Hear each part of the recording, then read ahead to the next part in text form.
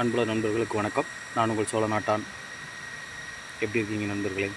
இன்றைக்கி ஒரு முக்கியமான விஷயம். என்ன விஷயம்னு கேட்டிங்கன்னா, சிவகங்கை மாவட்டம் நாட்டாங்குடி இந்த கிராமத்தில் பார்த்திங்கன்னா ஒரு மக்கள் கூட இல்லாமல் அனைத்து மக்களும் வெளியேறி வேறு ஊர்களுக்கு போயிட்டாங்க. இது எதனால் அப்படின்னு சொல்லிட்டு கேட்டோன்னா, அந்த மக்கள் சொல்கிறாங்களாம், அடிப்படை வசதிகள் கூட இல்லை அப்படின்னு சொல்கிறாங்களாம்.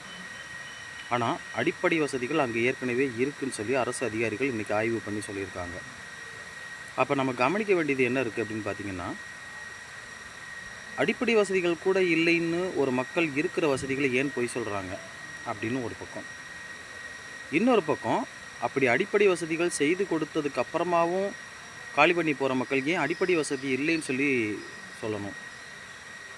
இந்த அரசு அதிகாரிகள் பொய் சொல்கிறாங்களா, இல்லை மக்கள் பொய் சொல்கிறாங்களா? இந்த நாட்டாங்குடி விஷயத்தில் கொஞ்சம் கவனிங்க மக்களே. நன்றி.